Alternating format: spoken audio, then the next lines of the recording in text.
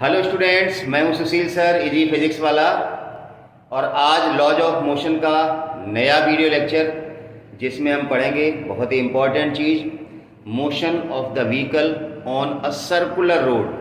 आपने देखा होगा कितनी बार जब हम सड़क पे टर्न होता है वहाँ पर मुड़ते हैं तो फिसल जाते हैं, ज़्यादा स्पीड से मुड़ते हैं।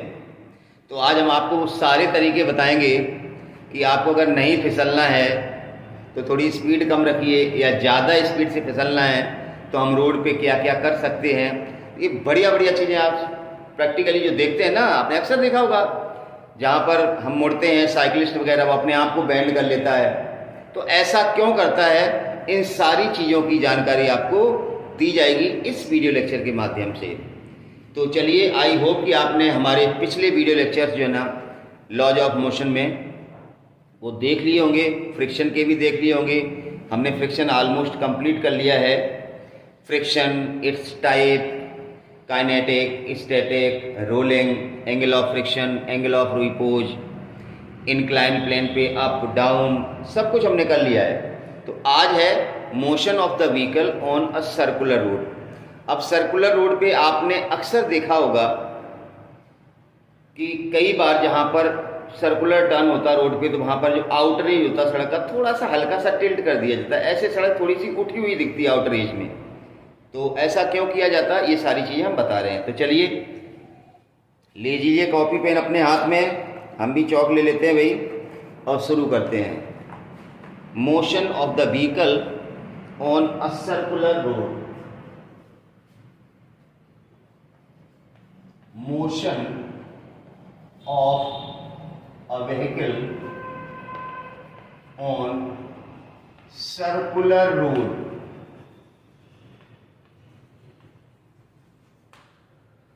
देखो, basically it is the mixed combination of circular motion plus friction. हमने सर्कुलर मोशन में पढ़ाया था, whenever a body execute circular motion, जब भी कोई बॉडी सर्कुलर मोशन करती है, then it required centripetal force. देखिए कॉन्सेप्ट समझिए पहले, जब भी कोई बॉडी सर्कुलर मोशन करती है तो उसको क्या चाहिए, सेंट्रीपिटल फोर्स। देखिए जो बेस है इस टॉपिक का वो बता देता हूं। जैसे मान लो ये सर्कुलर टर्न है, सड़क मुड़ी हुई है और इस पे आप अपनी कार चला के जा रहे हो, ठीक है ना। ऐसे करके, आपकी कार मुझे बनानी नहीं आती, आप ऐसे करके कार लेके जा रहे हो। कार की वेलोसिटी v है, तो इस कार को सेंट्रीपिटल, और ये सर्कुलर है, इसकी रेडियस r है, इसको सेंट्रीपिटल फोर्स कितना चाहिए, mv²/r। ध्यान से सुनिए, अगर कोई कार या कोई व्हीकल किसी सर्कुलर टर्न पे मुड़ रहा है तो उसको मुड़ने के लिए, जब मुड़ेगा तो उसका मोशन सर्कुलर होगा, क्यों, रोड टर्न है, तो उसको सेंट्रीपिटल फोर्स चाहिए, जिसका फार्मूला होता है F = mv²/r। राइट, ध्यान समझना।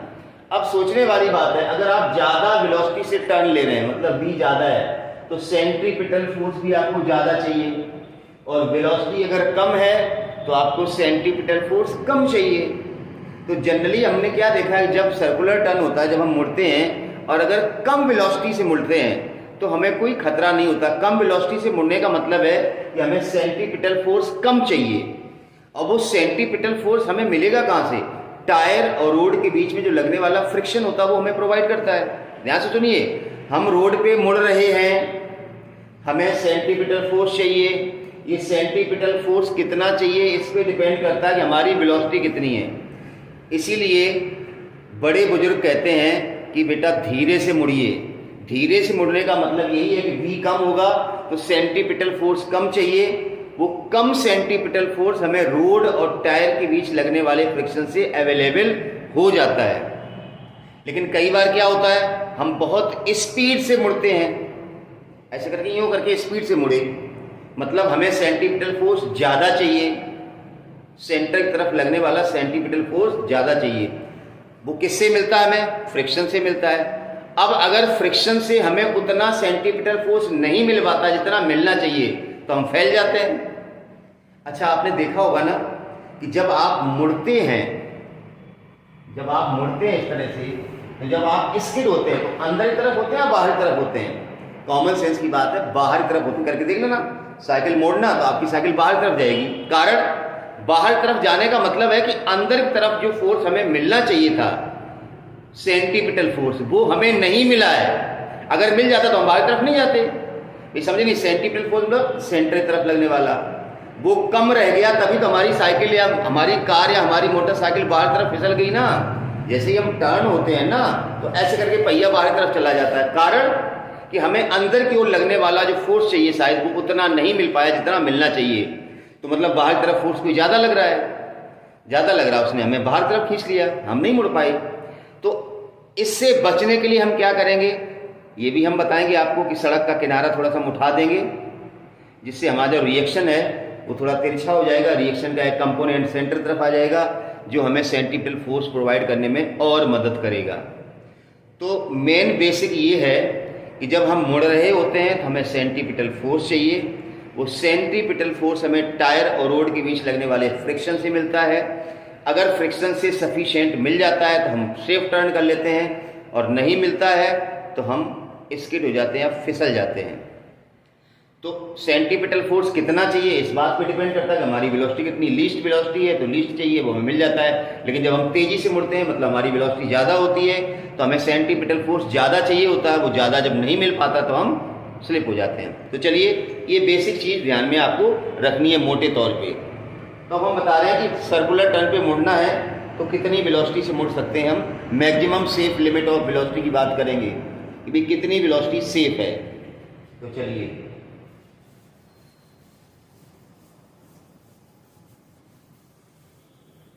तो इसमें पहला केस ले रहा हूं मैं, on level road, level circular road. मतलब रोड तो सर्कुलर है लेकिन लेवल है। लेवल का मतलब आउटरीच उठाया नहीं, बैंकिंग नहीं। अभी हम आगे पढ़ेंगे बैंकिंग ऑफ रोड्स। तो चलिए,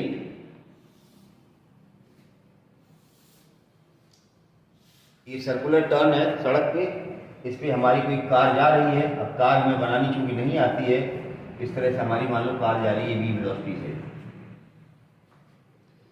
कितना सेंटीमीटर फोर्स चाहिए, mv²/r। वो कहां से मिलेगा, टायर और रोड के बीच लगने वाले फ्रिक्शन से। ठीक है ना। मैं जो बना रहा हूं डायग्राम आपके समझ में आ रहा है। सेंटीपिटल फोर्स की जरूरत होती है इसको। सेंटीपिटल फोर्स का मतलब है in this case required centripetal force will be provided by, किसके द्वारा प्रोवाइड किया जाएगा, force of friction, force of friction between tyre and road. मतलब फ्रिक्शनल फोर्स जो है ना, एफ एस या एफ के, फ्रिक्शनल फोर्स कैसे ले लेते हैं, इज ग्रेटर देन और इक्वल्स टू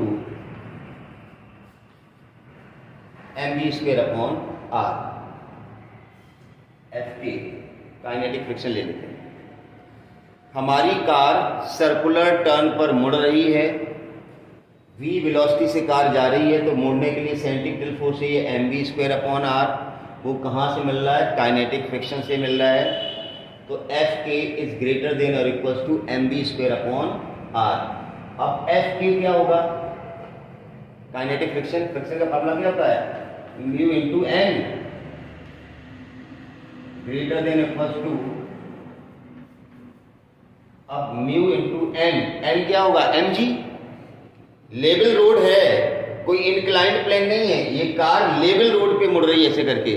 तो जो रिएक्शन होगा वो किससे बैलेंस होता है, वेट से। हर जगह ऐसा नहीं होता है।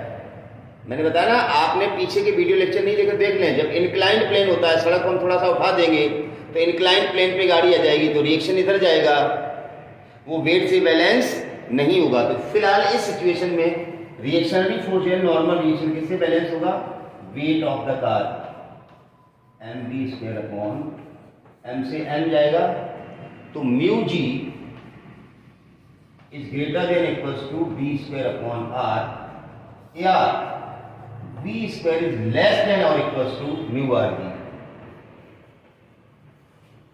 या b इज लेस देन और equals to under root mu r b. इसको नोट कर लें, चलिए नोट करो फटाफट।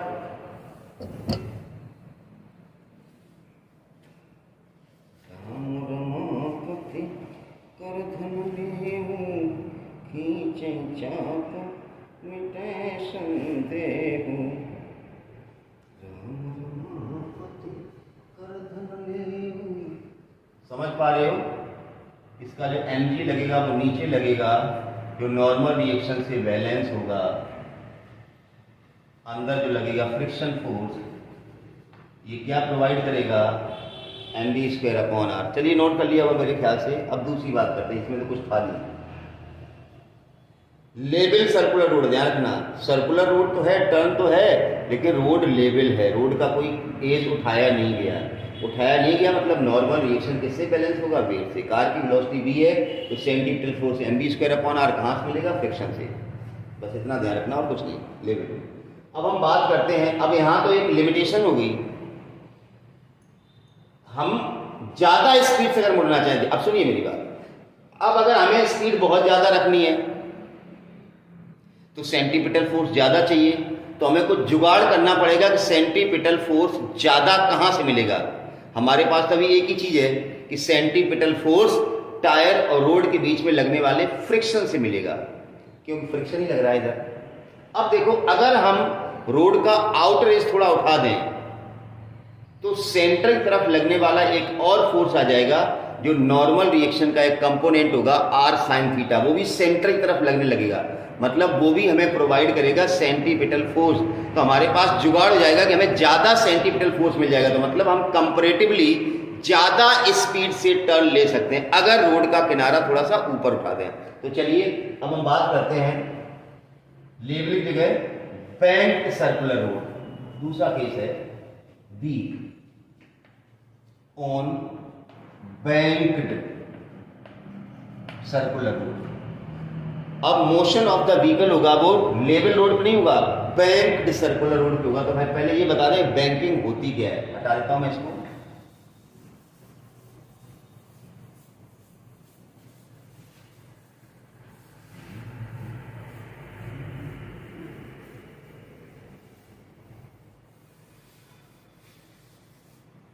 कॉन्सेप्ट एक ही है कि हमें मुड़ना है तो सेंटीपिटल फोर्स चाहिए, ज्यादा स्पीड से मुड़ना है तो ज्यादा सेंटीपिटल फोर्स का जुगाड़ करना पड़ेगा, बस। तो on A bank circular road, तो हम पहले बताते हैं बैंकिंग ऑफ रोड है क्या।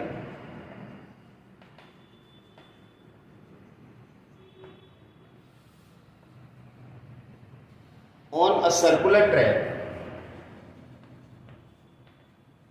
ऑन अ सर्कुलर ट्रैक, जहां पर सर्कुलर टर्न होता है या circular track, the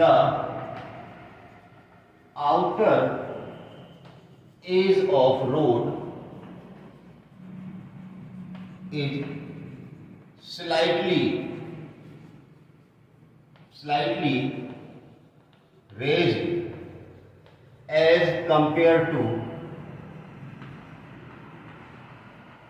inner edge। जहां पर सर्कुलर टर्न होता है वहां पर हमने देखा गया, अक्सर देखा गया है कि आउटर एज रोड का है वो थोड़ा सा उठा दिया जाता है।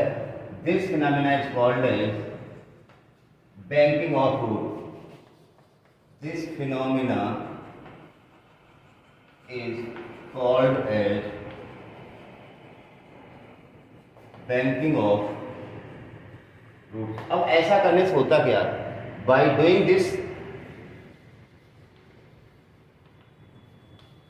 अभी आप देखेंगे डायग्राम बनाएंगे, by doing this the component of normal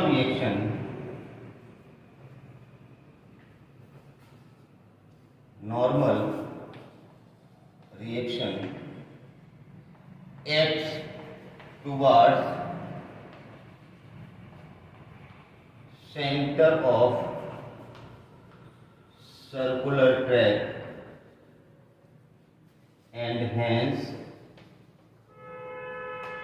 it helps us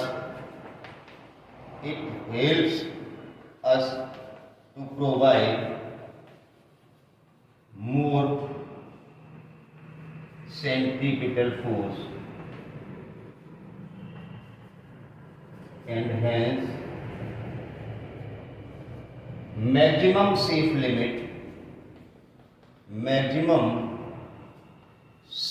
limit of velocity of vehicle can be increased। Banking करने से क्या होता है, जो नॉर्मल रिएक्शन होता है उसका एक कंपोनेंट सेंटर तरफ लगने लगता है जो हमें सेंटीपिटल फोर्स प्रोवाइड करने लगता है। अभी तो सेंटीपिटल फोर्स किससे मिला था, फ्रिक्शन से। अब एक और चीज अंदर की तरफ आ गई जो हमें सेंटीपिटल फोर्स देगी, तो हमें ज्यादा सेंटीपिटल फोर्स मिलेगा, मतलब हम ज्यादा वेलोसिटी से मुड़ सकेंगे। तो बैंकिंग करने से फायदा क्या होता है, हमारी जो सेफ लिमिट है वेलोसिटी की, मुड़ने की जो वेलोसिटी है वो कंपैरेटिवली थोड़ी ज्यादा हो जाती है। हम पहले से ज्यादा स्पीड से उसी सड़क पर मुड़ सकते हैं अगर सड़क का आउटर एज थोड़ा सा उठा है तो, और आउटर एज नहीं उठा है तो आपको सेंटीपिटल फोर्स सिर्फ कहां से मिलेगा, फ्रिक्शन से, समझ गए ना। तो हम कम वेलोसिटी से मुड़ पाते हैं। मतलब हमने पहले ही बता दिया था बेसिक रीजन क्या है इसके पीछे, जितनी वेलोसिटी ज़्यादा होगी सेंटीपिटल फोर्स ज़्यादा चाहिए, उसका जुगाड़ करना पड़ेगा। सेंटीपिटल फोर्स कहाँ से मिलता है, लेवल रोड है तब तो सिर्फ फ्रिक्शन से ही मिलेगा, एक ही चीज़ प्रोवाइड कर रही है, कम मिलेगा मतलब कम स्पीड से मुड़ो। अगर आपने बैंकिंग कर दी तो रिएक्शन का कंपोनेंट भी सेंटर तरफ आ जाता है, वो भी सेंटीपिटल फोर्स देने लगता है, तो हमें ज़्यादा सेंटीपिटल फोर्स का जुगाड़ हो गया, तो हम ज़्यादा स्पीड से मुड़ सकते हैं। बस इतना सा कॉन्सेप्ट है। तो नोट डाउन, अब हम डायग्राम बना रहे हैं, फटाफट नोट कीजिए। कर लिया, चलिए अब हम डायग्राम के थ्रू समझा रहे हैं इसको।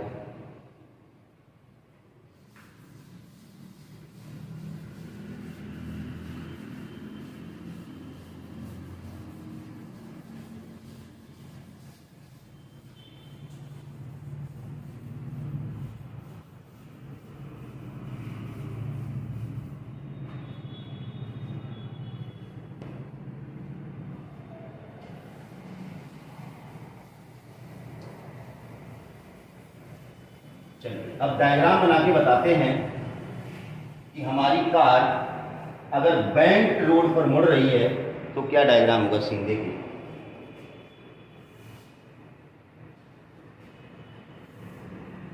ये एक सर्कुलर ट्रैक है, हमारी कार यहां नहीं अब चल रही, लेवल पे नहीं है, रोड का आउटरेज उठा दिया, मतलब यहां चल रही है, ये एंगल थीटा है, ये कार है हमारी। समझो, पहले कार इधर जा रही है वैसे करके, हमें कार बनाना आता नहीं है तो आप समझ जाना ये कार ही है, ये कार जा रही है। अब देखो, जैसे ही हमने सड़क का किनारा उठा दिया, जब आपका लेवल रोड था, ऐसे लेवल रोड था, तो ये कार ऐसे थी, वेट नीचे आ रहा था और रिएक्शन कहाँ जा रहा था, ऊपर। जैसे ही हमने बैंकिंग की, अब नॉर्मल रिएक्शन कहाँ गया, यहाँ आ गया, वेट तो वहीं लगेगा अपनी जगह पे, mg नीचे। अब नॉर्मल रिएक्शन mg से बैलेंस नहीं होगा। अब देखो एंगल थीटा है, इस लाइन को आगे एक्सटेंड कर लो, mg वाली लाइन को एक्सटेंड किया, ये भी हो गया थीटा, ये भी थीटा लगे, यहाँ क्या आएगा, n cos थीटा आएगा, और इधर की तरफ आएगा n sin थीटा। देखो मैंने क्या बताया था कि जैसे ही हम बैंकिंग करेंगे तो नॉर्मल रिएक्शन का कंपोनेंट n sin थीटा किधर आ गया, सेंटर की तरफ, तो हमें ये क्या देगा, सेंटीपिटल फोर्स देगा। अब दूसरी चीज, बैंकिंग है ना, फ्रिक्शन को दिखाओ आप, ये है फ्रिक्शन फोर्स F, ध्यान से समझना डायग्राम, ये F है, तो इसके भी दो कंपोनेंट होंगे। ये जो F लग रहा है, इस लाइन के पैरेलल एक लाइन यहां बना लो ऐसे करके, ध्यान से देखिए इस लाइन को, ये थीटा एंगल, ये भी क्या हुआ, ये वाला एंगल थीटा,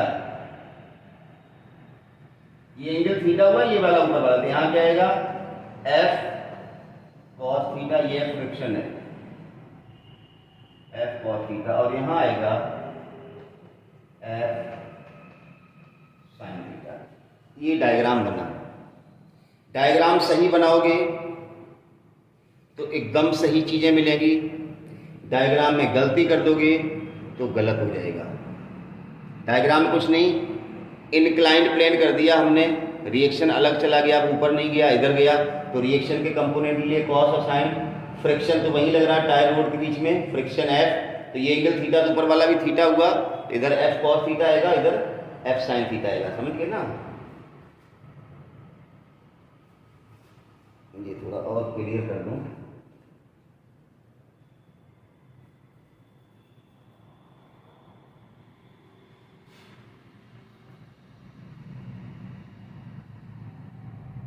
ये एंगल थीटा है और ये है एफ, ये एफ है, ये थीटा, तो यहाँ एफ कॉस थीटा, यहाँ एफ साइन थीटा।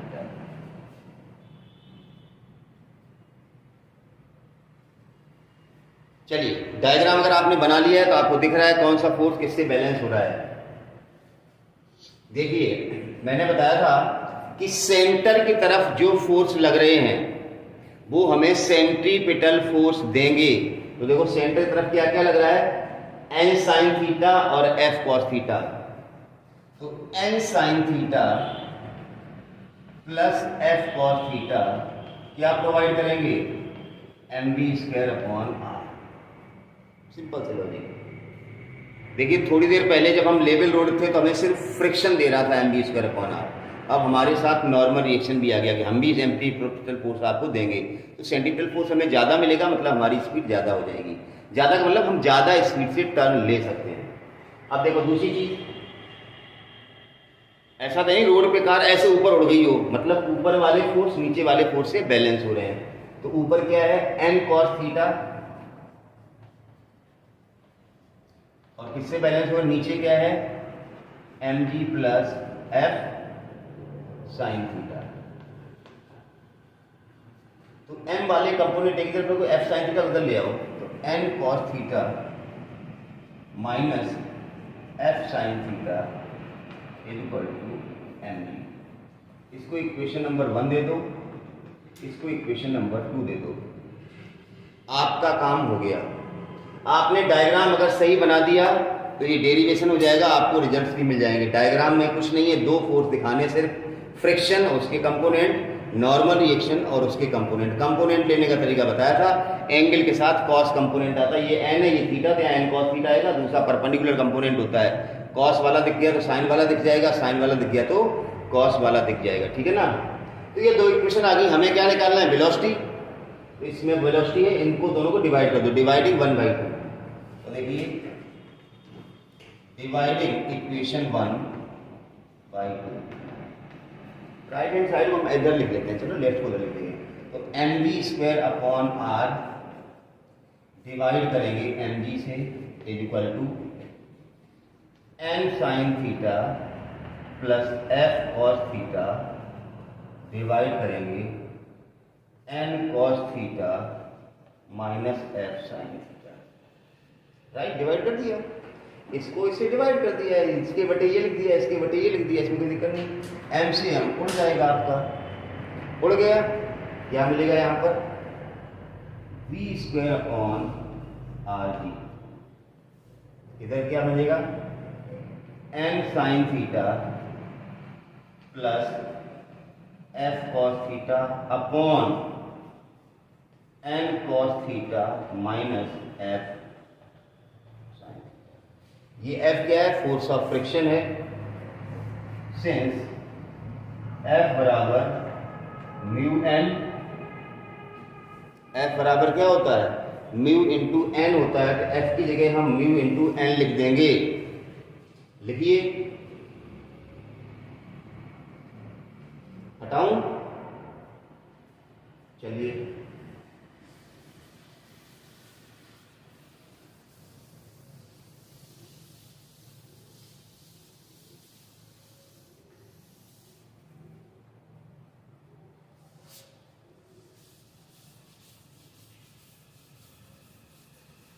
एफ की जगह म्यू एन लिख दीजिए, तो क्या हो जाएगा ये V square upon are G equal to N sine theta plus mu N cos theta upon N cos theta minus mu N sine theta minus mu N sine theta, अरे नहीं, minus mu N sine theta, ठीक है ना। तो ये N common आ जाएगा, ऊपर भी एन कॉमन, नीचे भी एन कॉमन, एन से एन कट जाएगा, हटा दें एन, चलिए हटा रहा हूं मैं। तो एन हट गया, तो आ जाएगा sign theta plus mu cos theta upon cos theta minus mu sine theta. इधर तो वही वी स्क्वायर अपॉन, देखिए इसमें कोई फिजिक्स नहीं लग रही है, फिजिक्स तो सिर्फ पहली लाइन में लगी थी कि कौन से फोर्स हमें क्या दे रहे हैं। उसके बाद ये सिंपल सा क्या है, डिवीजन है और सॉल्व कर रहे हैं और कुछ नहीं कर रहे हैं। अब हम क्या करेंगे, न्यूमरेटर और डिनोमिनेटर दोनों को कॉस थीटा से डिवाइड कर देंगे तो एक प्रॉपर रिजल्ट आ जाएगा। समझ गए ना क्या बोला मैंने, न्यूमरेटर और डिनोमिनेटर दोनों को कॉस थीटा से डिवाइड करेंगे तो यहाँ 10 बन जाएगा, यहाँ कॉस हट जाएगा, कॉस थीटा डिवाइड करना, यहाँ कॉस हट जाएगा और यहाँ क्या बन जाएगा 10। तो हम अगले स्टेप में क्या करेंगे, dividing numerator and denominator by cos theta, dividing numerator and denominator, nurse and doctor by cos theta. अब देखिए हमें क्या मिलता है, चलिए डिवाइड करिए क्या मिलता है। तो इधर तो कॉस बटे कॉस को कोई फर्क नहीं पड़ेगा, इधर तो V square upon are G रहेगा, ये V square upon are G. इधर जैसा मैंने बताया था, इसको छिपा लो पहले, ऊपर जो आपको दिख रहा है उसको कॉस थीटा से डिवाइड करो, तो साइन बटे कॉस 10 हो जाएगा, टेन थीटा प्लस म्यू, ऊपर जो चीज थी उसको कॉस, अब डिनोमिनेटर को भी कॉस थीटा डिवाइड करना, यहाँ कॉस बटे कॉस क्या जाएगा 1 माइनस म्यू टेन थीटा, ये हो गया डिवाइड। अब v निकालना तो आर जी कहाँ जाएगा, क्रॉस मल्टीप्लाई हो जाएगा, तो वी स्क्वायर बराबर आर जी tan theta plus mu upon 1 minus mu tan theta, या v चाहिए तो अंडर रूट लग जाएगा, v बराबर under root of R G tan theta plus mu upon 1 minus. तो this is the formula for maximum safe limit of velocity of vehicle on a banked circular road. ध्यान रखना, circular road नहीं, banked circular road. अगर circular road का outer edge उठा है तो उसमें व्हीकल की जो maximum safe limit of velocity है उसका फार्मूला ये है। इस फार्मूले से हम वो वेलोसिटी निकाल सकते हैं जिस वेलोसिटी से वो व्हीकल उस रोड पे टर्न हो रहा है जो रोड थीटा एंगल से हल्की सी हमने बैंक कर दी है, ठीक है ना। अब इसमें कई केस आ सकते हैं, जैसे हमने लेवल रोड तो पढ़ लिया, लेवल रोड का मतलब थीटा 0 था, तो हमने इसका फार्मूला पढ़ लिया, यहां से भी वो चीज निकल आएगी। देखो अगर आप चाहें तो देखिए इधर कई बार क्या होता है, टेन थीटा हमें दिया नहीं जाता, तो आपको ये भी ध्यान रखना, सड़क की चौड़ाई आपको दे देगी, मान लो ये बी है चौड़ाई सड़क की, और कितना उठाया आउटर एज ये एच है मान लो, तो कई बार थीटा नहीं दिया तो डायरेक्ट टेन थीटा निकल आएगा ना। टेन थीटा बराबर कितना जाएगा, perpendicular upon base H upon B, ये भी ध्यान रखना। नहीं तो न्यूमेरिकल करते समय आप देखें कि सड़क कितनी उठाएगी, ये तो दिया ही नहीं गया सर इसमें, और दिया नहीं गया तो सड़क की चौड़ाई कितना किनारा उठाया वो दे दिया गया, तो टेन थीटा अपने आप मिल गया। तो हम बात कर रहे थे कि ये तो फार्मूला हो गया maximum safe limit of the velocity of the vehicle on a bank circular road. अब हमने कहा जैसे लेवल रोड है, हमने हालांकि लेवल रोड पहले ही आपको बता दिया, लेकिन अगर हम नहीं बताते तो ये एक कॉमन फार्मूला निकाल लेते जिसमें हमने सड़क को उठा दिया। अब नहीं उठी है तो थीटा 0 कर लो, फ्रिक्शन नहीं है तो म्यू 0 कर लो, सारे फार्मूले इसी फार्मूले से बन जाएंगे। तो आप ये फार्मूला एक याद कर लो, बाकी सारे इसी से आ जाएंगे। देखिए कैसे आते हैं, सारे से आ जाएंगे फार्मूले। देखिए case first for level road, अगर आपका रोड लेवल है इसका मतलब क्या हुआ, थीटा बराबर 0 और टेन 0 की वैल्यू कितनी होती है 0, तो v बराबर फार्मूला कितना आएगा, under root of are G, ये 0 हो गया प्लस म्यू अपॉन 1 माइनस 0, ये लो आ गया वही formula under root of mu. ये हमने पहले ही बता दिया था, हमने ये पहले अलग से ही डेरिवेशन कर दिया था लेवल रोड का। अब हम यहीं पर बात करते हैं, इफ रोड इज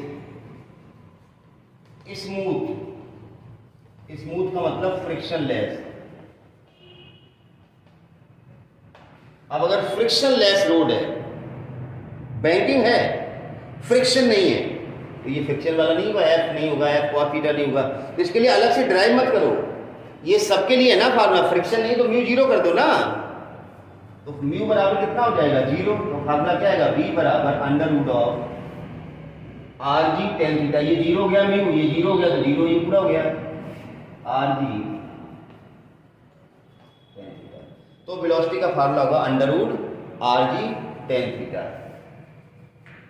या v स्क्वायर बराबर आर जी टेन थीटा, या टेन थीटा बराबर v स्क्वायर अपॉन, खूब सारे फार्मूले बन जाएंगे।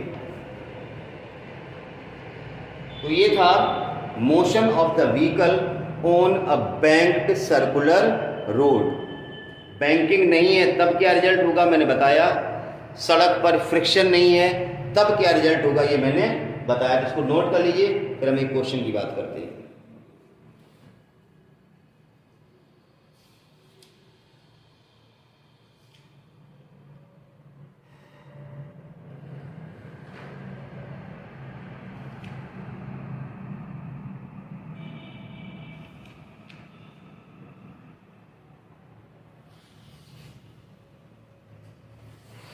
चलिए क्वेश्चन करते हैं, हटा दें इसको।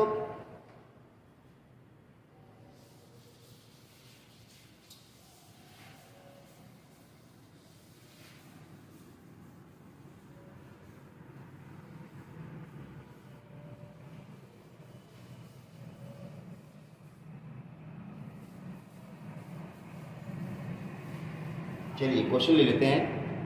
Radius of road of turn is 400 metre. Radius आपको दिया गया है 400 मीटर, ध्यान रखना पूरा क्वेश्चन नहीं लिखेंगे। Radius of road is turn is 400 metre and width of the road is 3 metre. Width जो दी गई रोड की वो दी गई 30 मीटर। रोड 30 मीटर चौड़ी है। How should its outer edge be elevated, मतलब आउटर एज कितना उठाया जाए, मतलब थीटा कितना हो। How should its outer edge be elevated in comparison to the inner edge so that radial pressure on the wheel of the vehicle may remains zero। Radial pressure जो है ना वो 0 रहे। देखो यहां पर बहुत ही घुमा के दिया गया, रेडियल प्रेशर 0 का मतलब है कि फ्रिक्शन 0, फ्रिक्शन 0 दिया गया है, radial pressure 0।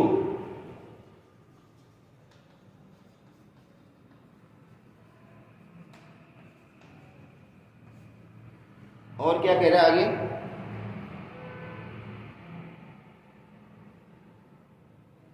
when it moves on the turn with speed of 36 kilometre per hour, velocity दी गई 36। मतलब एक कार है वो किसी सर्कुलर टर्न पर इतनी स्पीड से मुड़े तो सड़क का आउटर एज कितना उठाना पड़ेगा, जबकि टायर पर रेडियल प्रेशर कितना रहे, 0 रहे। तो इनडायरेक्ट वे में इन्होंने ये कह दिया कि टायर पे कोई फ्रिक्शन नहीं लगना चाहिए और वेलोसिटी इतनी हो तो इसके लिए कितना उठाना चाहिए। तो हमने बताया था फ्रिक्शन जब 0 होता है तो v बराबर या v स्क्वायर इक्वल टू, अभी बताया था आर जी टेन थीटा। बस थीटा निकाल लो, tan theta equal to v square upon are g. v की वैल्यू डालो, r की वैल्यू डालो, निकालिए, आंसर निकाल के मुझे दीजिए।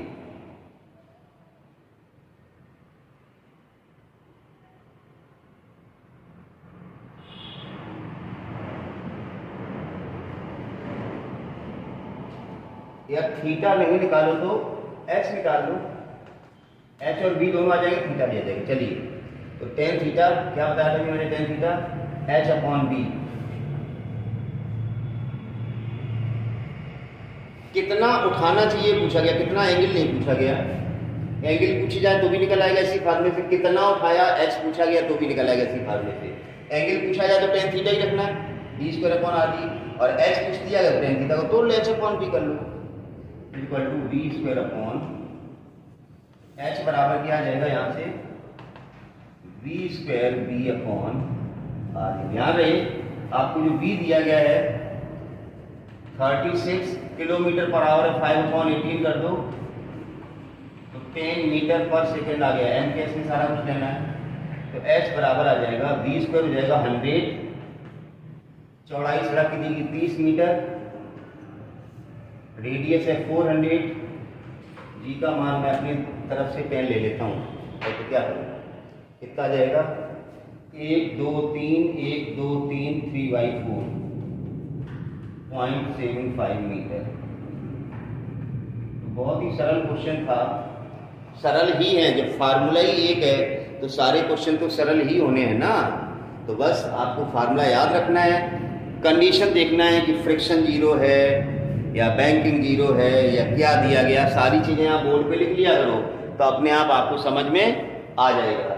अब जैसे थीटा पूछा जाता है कि कितने एंगल से उठाना चाहिए, तो आपको एच और बी दोनों पता है, तो टेन थीटा बराबर क्या होता फार्मूला, ये लिखा एच अपॉन बी। एच कितना है 3/4 0.75 और बी कितना है 30 मीटर। इसको सॉल्व कर लेना, टेन थीटा आ जाएगा, थीटा बराबर 10 इनवर्स, समझ गए ना।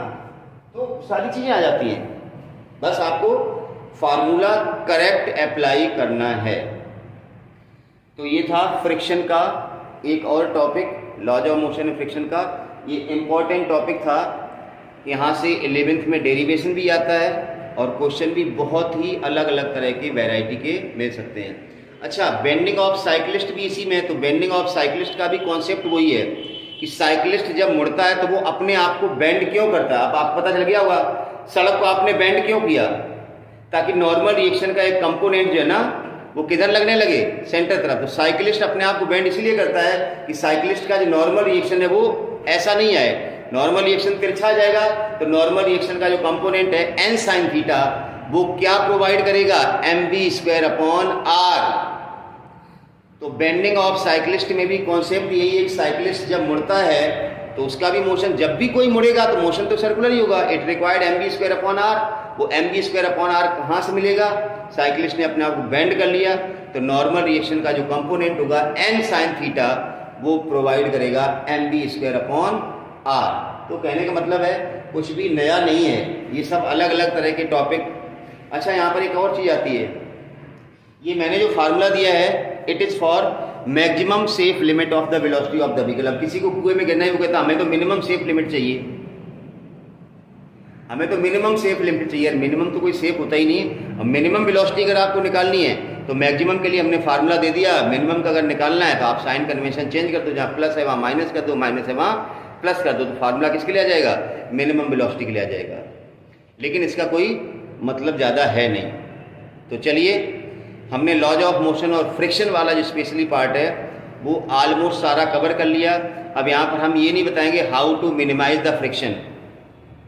इसमें एक टॉपिक और आपको कराना है, motion in a vertical circle, तो उस पर एक वीडियो लेक्चर और आएगा और उसके बाद लॉज ऑफ मोशन आपका चैप्टर खत्म हो जाएगा।